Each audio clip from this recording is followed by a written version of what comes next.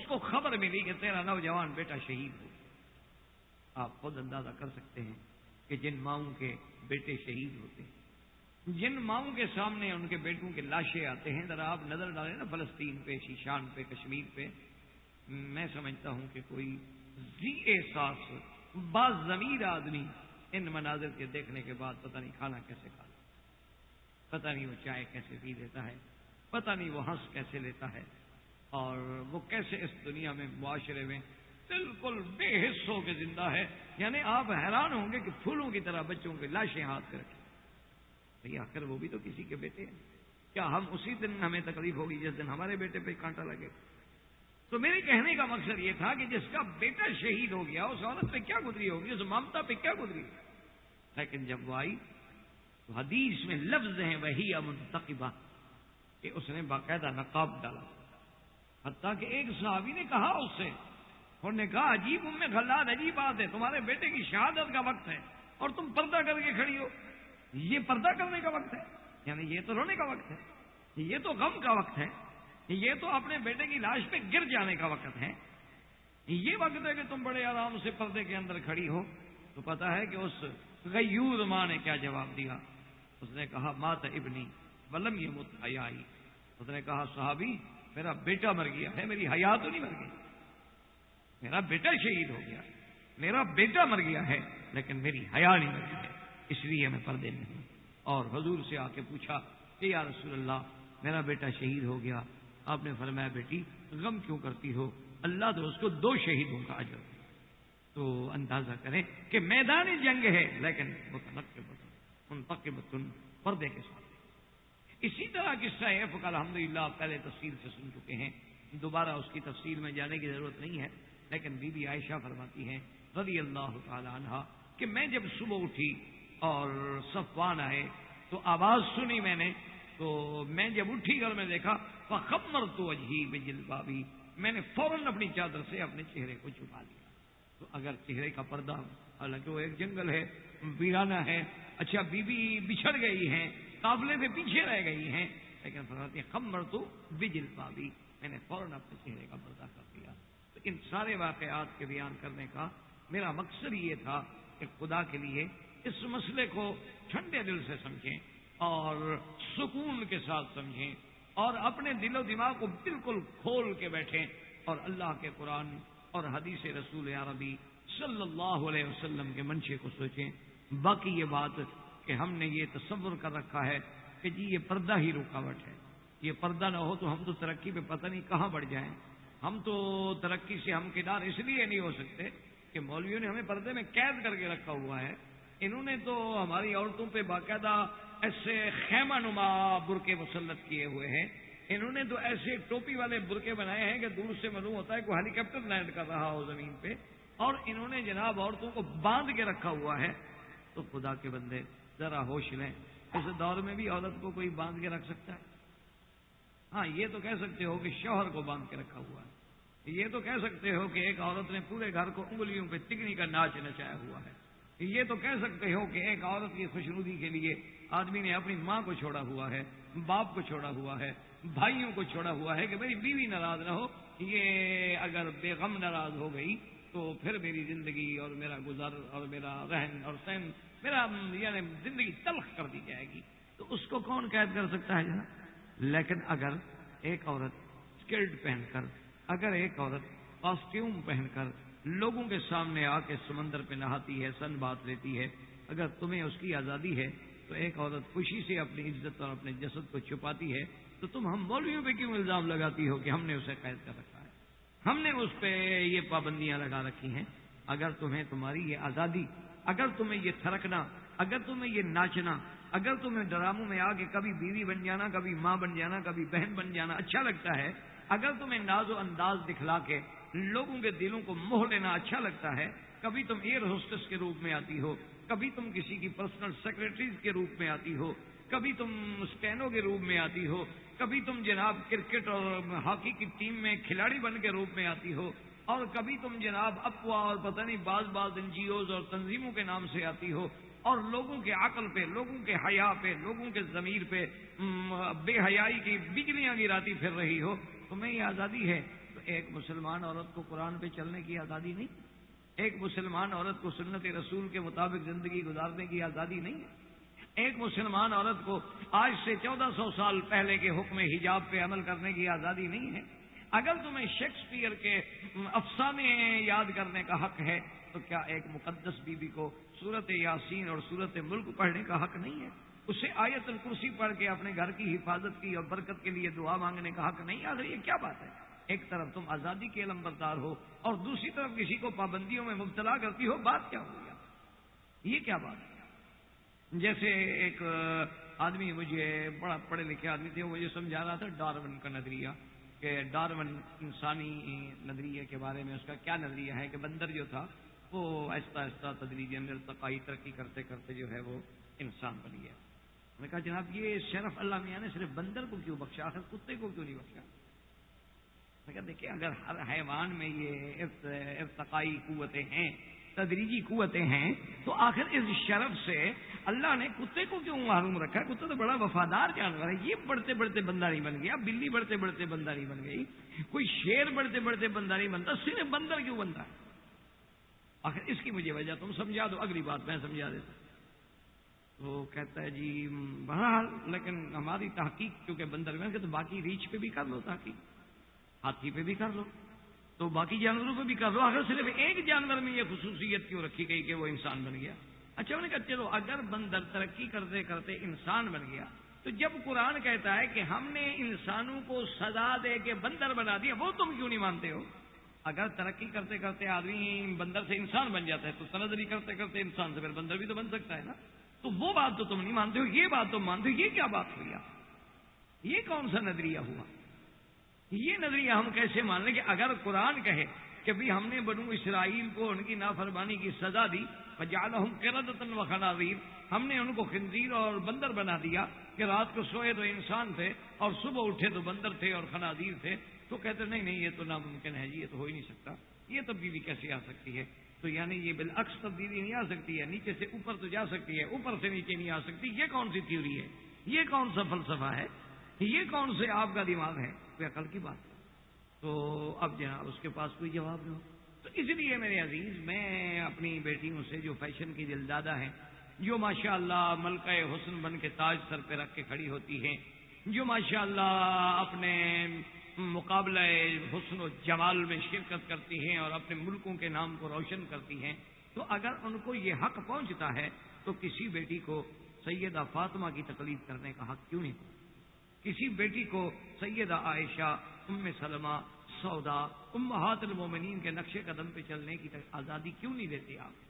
اگر آپ کو یہ ہے کہ جناب عورت بالکل مساوات میں آ رہی ہے، وہ شاعرہ بن سکتی ہے، وہ ادیبہ بن سکتی ہے، وہ جناب سب کچھ بن سکتی ہے، تو وہ شریفہ کیوں نہیں بن سکتی؟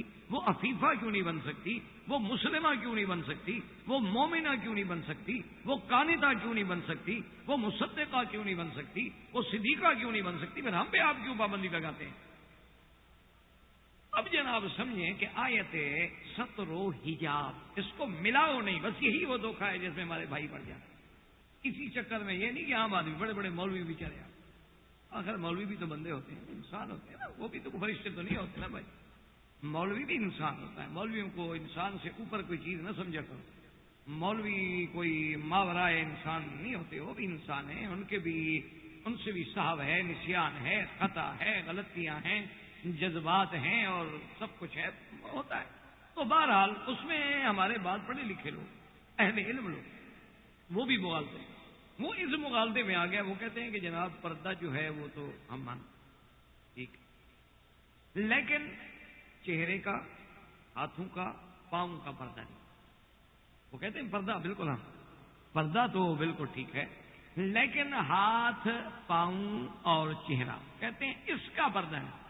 یعنی اگر ایک عورت نے سر سے لے کر پاؤں تک بالکل ایک اچھا لباس پہنا ہوا ہے لیکن چہرہ کھلا ہے، ہاتھ کھلے ہیں، پاؤں کھلے ہیں، تو کہتے ہیں یہ اسلام کے خلاف نہیں۔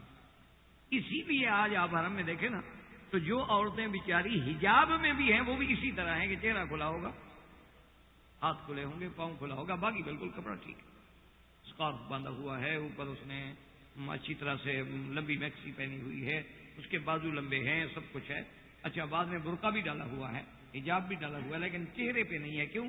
یہ ہمارے ان مولویوں کے انشاءاللہ حسنات میں لکھا جائے گا قیامت میں کہ تمہاری تحقیق کی وجہ سے ان بیویوں نے چہرے کا پردہ ہٹایا. اور یہ فیصلہ پھر اللہ کے دربار میں ہوگا کہ تمہیں اس پر کتنا جزا ملتی ہے. تو اب اچھا وجہ کیا ہے کہ وہ اسی دھوکے میں پڑ گئے کہ حجاب اور سطر میں فرق نہیں کرتا. اصل بنیادی غلطی ان کی ہے. اگر اس کو سمجھ جاتے غریب تو غلطی ہوتی. اصل مسئلہ سمجھیں کہ چہرہ، ہاتھ، پاؤں عورت کے سطر میں داخل نہیں ہے. آپ تو سمجھیں. یہی تو وہ دھوکہ لگتا ہے جب وہ پڑھتے ہیں کتابوں میں کہ یہ سطر میں شامل نہیں ہے. کہتے ٹھیک ہے اس کو پھر چھپانے کی کیا ضرورت، یہ تو سطر میں شامل ہی نہیں. سطر کا معنی تو پہلے سمجھیں. سطر کس کو کہتے ہیں؟ مرد کا سطر ہے ناف سے لے کر گھٹنے تک، یہ سطر جس کا چھپانا ہر حال میں واجب ہے، جس کا اگر 1 انچ حصہ بھی ظاہر ہو تو آپ کی عبادت بھی نہیں ہوگی، نماز بھی نہیں ہوگی، آپ پر بھی لعنت، دیکھنے والے پر بھی لعنت. اس کو کہتے ہیں سطر، جو کسی کے سامنے نہیں کھولا جا سکتا. عورت کا سطر کیا ہے؟ سر سے لے کر پاؤں تک، ماں سوائے چہرے، ہاتھوں اور پاؤں کے وہ سطر میں داخل نہیں ہے. یعنی باقی سارے بدن کا چھپانا تو ہر حال میں لازم ہے، ہر حال میں لازم ہے. باپ سے بھی چھپائے گی، وہ تو صرف شوہر کے سامنے کھول سکتی. بات کو سمجھیں. اسی لیے یہ تو بنیادی دھوکہ ہے جس میں لوگ پڑ گئے، مصیبت میں آ گئے. اللہ معاف فرمائے کہ بھائی یہ چہرہ اور اس کے دونوں ہاتھ اور دونوں پاؤں جو ہیں وہ سطر میں شامل نہیں ہیں. اسی لیے میں نے آپ کے سامنے آج کی یہ آیت تلاوت کی ہے کہ بھئی وہ اپنی ظاہری زینت جو ہے کسی کے سامنے نہیں کھول سکتی، بلکہ یضربن بخمرہن علی جیوبہن، وہ صرف یہ نہیں کہ کرتا پہنے ہوئے ہو بلکہ دوپٹہ بھی سینے پہ ڈالے تاکہ اس کے سینے کا ابھار جو ہے وہ کسی کو فتنے میں مبتلا نہ کر دے. اور اس کے بعد فرمایا ولا یبدین زینتہن، یہ ظاہری زینت جو ہے یہ کسی کو نہیں دکھا سکتی الا لبعولتہن، خاوند بابائہن او یا باپ، او اس کے بعد فرمایا ابناء بعولتہن، یا اپنے خاوند کے بیٹے یعنی پہلی عورت سے ہوں، او ابنائہن یا اپنے بیٹے، ابناء بعولتہن او اخوانہن. یہ سارے رشتہ دار گننے کی کیا ضرورت تھی؟ اگر یہ سطر یعنی اس کا معنی ہے یہ سب کے سامنے کھلا رہ سکتا ہے تو یہ رشتہ داروں کی فہرست نعوذ باللہ قرآن نے ایسے پیش کر دی. خدا کے لیے قرآن کو سمجھو، اللہ کے لیے خدا کے قرآن کو نہ بدلو. دیکھو خدا بند قدوس جو پابندی لگا رکھتے ہیں کہ جی آپ ان کے سامنے ظاہری زینت ہوتی ہے ظاہری اوپر والی چیز. کیا معنی یعنی اوپر کی چادر. زینت کا معنی جیسے عورت کا قد، اب قد تو نہیں چھپا سکتی نا. ظاہری زینت ظاہری لباس ہے، کن کے سامنے کھول سکتی ہو؟ الا لبعولتہن، خاوند، او آبائہن، باپ، او آباء بعولتہن یا خاوند کا باپ یعنی سسر، ابنائہن بیٹے، ابناء بعولتہن یا خاوند کے بیٹے پہلی بیوی سے. اچھا اس کے بعد جناب او اخوانہن یا بھائی، او بنی اخوانہن یا بھتیجے، او بنی اخواتہن یا بہن کے بیٹے یعنی بھانجے، او نسائہن یا عورتیں، او ما ملکت ایمانہن یا کنیز ہے، او التابعین غیر اولی الاربۃ من الرجال، یا وہ لوگ جن کو خواہش ہی نہیں ہے عورتوں کی، اب الطفل الذین لم یظہروا علی عورات النساء، یا وہ بچے جو ابھی اس بلوغ پہ نہیں پہنچے کہ جن کو عورت کے سطر اور غیر سطر کے مسائل کی توجہ ہو. اور فرمایا ولا یضربن بارجلہن، اور پاؤں کو بھی زمین پہ مار کے نہ چلے، لیعلم ما یخفین من زینتہن، تاکہ جو زینت تم نے اپنے اندر چھپائی ہے لباس میں وہ کسی پہ ظاہر نہ ہو. اس پر تو صرف تیرے خاوند کی نظر کا حق ہے. اب مجھے بتائیں اتنی لمبی چوڑی فرش دینے کی کیا ضرورت ہے؟ چہرہ جب سب کے سامنے کھلا رکھا جا سکتا ہے. تو لوگوں کو سمجھ ہی نہیں آیا مسئلہ، اللہ معاف کرے، یا سمجھ نہیں آیا یا آمدن نہیں سمجھ. اچھا خدا کی شان ہے، دیکھو کہ یہاں شوہر کے باپ کا تو اللہ نے ذکر کیا ہے لیکن شوہر کے بھائی کا ذکر نہیں آیا. شوہر کے باپ کے سامنے تو عورت جو ہے چہرہ کھلا کر کے بیٹھ سکتی، لیکن شوہر کے بھائی کا ذکر نہیں آیا. اس کی وجہ یہ ہے کہ حدیث میں پوچھا گیا کہ یا رسول اللہ کے شوہر کا بھائی جو ہے دیور جو ہے، اب چونکہ ایک ہی گھر ہوتا ہے اور وہ بیچارے حقیقی بھائی ہیں، سگے بھائی ہیں. اچھا بعض اوقات مشکلیں یہ ہوتی ہیں کہ جیسے آج کل فلیٹوں کی زندگی ہے، 4 کمرے ہیں یا 3 کمرے ہیں، اب خاوند کا بھائی بھی وہی ہے تو ہر وقت آنا جانا، کچن میں نکلنا، پکانا، کھانا دینا، آگے رکھنا، تو اس کے آگے تو پردے میں رہنا بہت ہی امتحان کی بات ہے. حضور نے فرمایا الحمب والموت، دیور تو ایسے ہے جیسے موت ہو عورت کے لیے، اس سے تو ہر حال میں پردہ کیا. میں خبردار الموت الموت، کیونکہ وہ تو دیور ہے نا. دیکھو نا جی، اب مثلاً میں کسی کے فلیٹ میں جاؤں تو لوگ غور کریں یار مکی صاحب پہلے تو کبھی نہیں آیا، اس سے ملنے آئے ہو. انہوں نے کہا یار فلاں آدمی ہو سکتا ہے مکی صاحب کے تعلق والا ہو. تو اس نے کہا یار پہلے کیوں نہیں آئے، یعنی باتیں شروع ہو جائیں. لیکن اگر اس کی بیوی کے خاوند کا بھائی آ رہا ہے جا رہا ہے آ رہا ہے جا رہا ہے، اچھا وہ بھی سمجھتا ہے کہ میرا بھائی ہے، اس سے بڑا میری عزت کا محافظ اور کون ہوگا. یعنی وہ بھی آدمی اتنا مطمئن ہوتا ہے کہ بھائی یہ تو میرا بھائی ہے، بھائی سے بڑا میری عزت کا محافظ کون ہوگا. وہ کہے گا کہ اچھا بھائی جان ٹھیک ہے آپ گھر میں ہیں، میری تو ڈیوٹی کا ٹائم ہو گیا میں جا رہا ہوں. کہا اوکے ٹھیک ہے آپ جائیں. اور انہی بھائیوں نے بیڑے غرق کر دیے اور انہی بھائیوں نے گھر برباد کر ڈالے. ایک نہیں لاکھوں واقعات دنیا میں. انا للہ و انا. اس لیے مسئلے کو سمجھیں کہ احکام سطر الگ چیز ہے اور احکام حجاب جو ہیں وہ الگ. اب سب سے پہلی چیز سمجھیں کہ اللہ نے کیسی پابندی. ایک تو ہے سطر. اب عورت کا سطر کیا ہے؟ سر سے لے کر پاؤں تک، ماں سوا چہرے کے، ماں سوا ہاتھوں اور پاؤں کے. کیا مانا کہ اگر وہ گھر میں ہے اور یہ رشتہ دار ہیں تو چہرہ کھلا رکھ سکتی ہے، ہاتھ کھلے رکھ سکتی ہے، پاؤں کھلے رکھ سکتی ہے. کیونکہ ہاں باقی کوئی چیز نہیں کھلی رکھ سکتی ہے ان کے سامنے. وہ صرف اپنے خامد کے سامنے کھول سکتی ہے بدن، ورنہ اور کسی کو یہ اجازت نہیں کہ اس کے بالوں پہ نظر ڈالے. یہ کسی کو اجازت نہیں، چاہے گھر میں بھی ہو. اسی لیے حضور نے فرمایا کہ رب قاسیات عاریات، بہت ساری عورتیں ایسی ہوں گی کہ بظاہر تو لباس پہنے ہوئے ہیں لیکن اللہ کے ہاں وہ ننگی شمار ہوں گی. کیا مانا کہ لباس جو ہے باریک ہے، بدن نظر آ رہا. یا لباس باریک تو نہیں ہے، کپڑا تو بہت موٹا ہے لیکن وہ بدن پہ اتنا ٹائٹ سلائی کی گئی ہے کہ ہر عضو جو ہے وہ الگ دعوت نظارہ دے رہا ہے. اس لیے ایسی عورتوں میں بھی اللہ کے نبی نے لعنت صلی اللہ علیہ وسلم، اللہ کے پیغمبر نے فرمایا کہ ایسی عورتیں جو ہیں وہ فرمایا کہ حتیٰ کے بعد روایات میں آتا ہے کہ اللہ ان کو جنت کی خوشبو بھی نصیب. اب جناب سمجھیں کہ اسلام، میں نے یاد ہوگا شاید آپ کو پچھلے درس میں یہاں میری بات ختم ہوئی تھی، میں نے عرض کیا تھا کہ لارڈ میکالے کا جو قانون ہے وہ جرم کو پیدا کرتا ہے. اسلام کا جو قانون ہے وہ جرم کو ختم، دونوں میں بڑا فرق. اب جناب صرف اس کو یہ کہنا ہے نہیں جی یہ وحشیانہ سزائیں ہیں اور یہ وحشیانہ سزائیں ہیں. کیا بات ہو جی؟ ایک آدمی کو پتھر مار مار کے مرد عورت کو زنا کی سزا میں مار دو. اگر ایک عورت سے 10 آدمی مل کے اجتماعی طور پہ اس کی بے عزتی کریں، اس کی عصمت دری کریں اور کیوں بنا کے کھڑے ہوں اس کی عزت لوٹنے کے لیے، اور اسی حالت میں وہ چیختی چیختی مر جائے تو یہ تو وحشیت نہیں ہے. اس کو سزا دینا وحشیت. خدا کے لیے بھی عقل، کیوں اللہ نے کوئی عقل چھین تو نہیں دی؟ اسی لیے میں نے آپ کو کہا تھا کہ ایک آدمی نے مثلاً 10 لاکھ کی چوری کی، جناب گرفتار ہو گئے، سزا ہو گئی اور مجسٹریٹ صاحب نے 5 سال کی سزا دے دی. ٹھیک، آدمی چونکہ 10 لاکھ اس کے پاس تھا، وکیل اس نے اچھا رکھا ہوا تھا، تو اس کی جناب اب رات اور دن جو ہے کاؤنٹ شروع ہو گئی کہ دن الگ شمار ہوگا، رات الگ شمار ہوگی. تو 5 سال کے 2.5 سال بن گئے. اچھا 2.5 سال کے اندر اگر اس نے شریفانہ طور پہ جیل میں زندگی گزاری ہے، یعنی گڑبڑ نہیں کی، کسی کو لڑا نہیں، کسی کو پیٹا نہیں، کسی کو مارا نہیں، تو پھر اس کی مزید سزا کٹ جائے گی. اچھا اگر جیل میں رہتے ہوئے اس نے کچھ لوگوں کو کوئی ہنر سکھایا، کوئی کام سکھایا تو کچھ جیل اور کٹ جائے گی. تو کرتے کرتے وہ کوئی 5 سال میں سے 1.5 سال مشکل سے گزارے گا. اچھا اور اگر بڑا آدمی ہے تو یہ 1 سال گزارنے کی بھی ضرورت نہیں، وہ بھی قانون میں گنجائش موجود ہے کہ آپ آئیں اس کی گارنٹی دیں اور پیرول پہ رہا کرا کے گھر لے جائیں. پہلا قانون میں جو کئی قاتل ہیں جو اپنے گھروں میں موجود ہیں، بڑے بڑے ایم این ایز نے، ایم پی ایز نے، بڑے بڑے بیوروکریٹس نے اور سیاستدانوں نے ایسے لوگوں کی باقاعدہ جا کے وہ ضمانت کرواتے ہیں، پیرول پہ رہا کرا لیتے ہیں کہ جی میرے گھر میں کام کرے گا، میں ذمہ دار ہوں. اچھا حکومت بھی جان چھڑانا چاہتی ہے کہ یار آخر ہم نے کھانا دینا ہے، جگہ دینی ہے، روٹی دینی ہے، اس سے تو اچھا ہے کوئی اور لے کے جا رہا ہے نا، کھانا بھی وہ دے گا، کپڑا بھی وہ دے گا، ذمہ دار بھی وہ ہے کہ جب ہم چاہیں گے پیش کرے گا. وہ بھی کہنا لے جاؤ یار جان چھوڑو.